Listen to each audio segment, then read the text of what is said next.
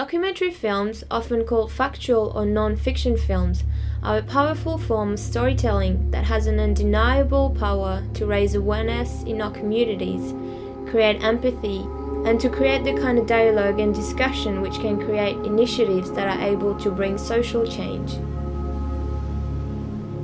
Documentaries allow creators to share, recollect events, and tell stories to their audience.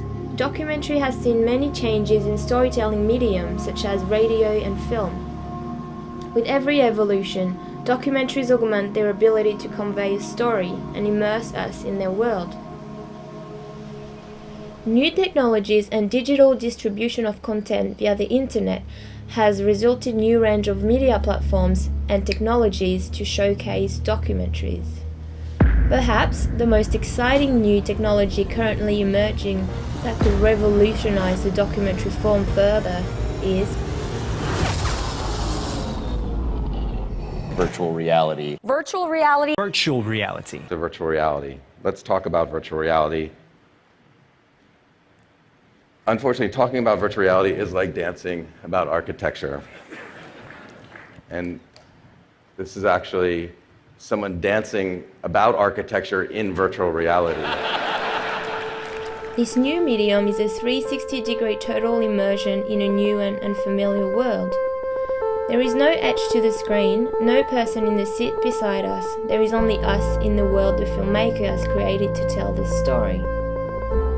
The experience is more visceral, more deeply felt on an emotional and sensory level. You should be sitting in a plane. Can you reach out and touch the dashboard? That's really strange. And you're off. No, that's it. Gate one, push. Whoa, I'm upside down. I genuinely feel like I'm in a plane. Is it just my imagination, or is anything actually moving as well? It's purely in your subconscious.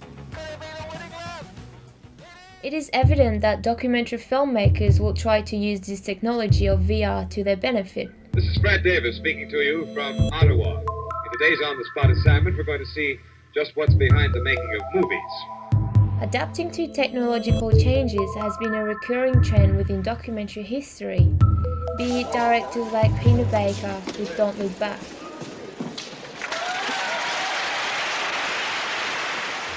or Errol Morris with Thin Blue Line. I pull the pistol out and blow this man away. Virtual reality is just like real life, which has a 3D interface. And to do this kind of display of the digital world, we use something called as head-mounted display, HMD. So, if you're even watching something like this, you probably already know that it's like headphones for your eyes. Headphones replace your hearing, this replaces your sight. So you look around and you see this new presented environment with scale and depth and size of things. Google Cardboard is a virtual reality headset developed by Google. Or let's say what it actually is about some surprising things that your phone can do when you just add a little bit of extra equipment. All you need is a smartphone to go with, and you enter this enormous virtual reality world.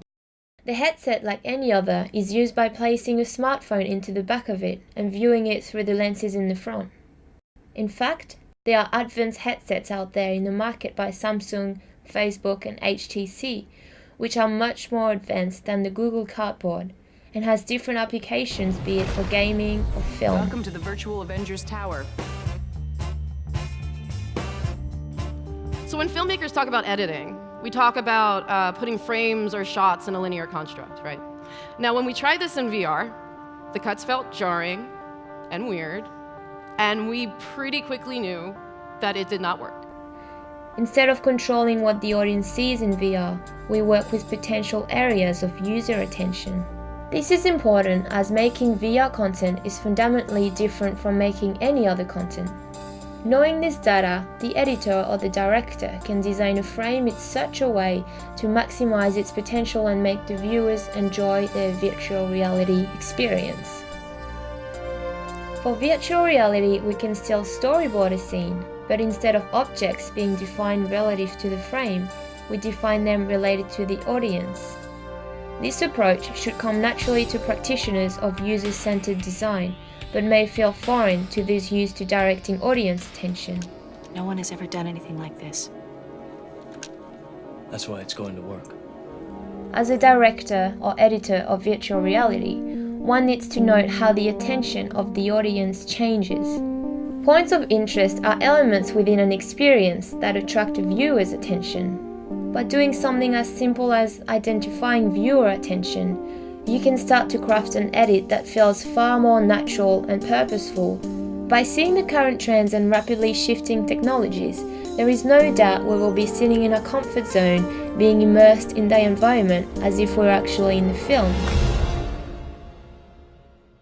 A couple of years later, there may be no public televisions to watch news, films or drama. The world will be transformed completely to a digital space and cloud service. Right now, we're inside a computer program. Is it really so hard to believe? What direction will virtual reality take documentary making into? Alright, here goes nothing. I just use my finger? Got it. Perhaps it will replace film altogether, or they might even coexist with each other. Wow, I can see everything. Much like the shift towards shorter forms of documentary making, VR only reinforces this trend. How better to convey emotion and information than through a split second of experience and empathy? Oh, oh my, oh, I shouldn't cuss. Oh, that is amazing. So beautiful. Oh!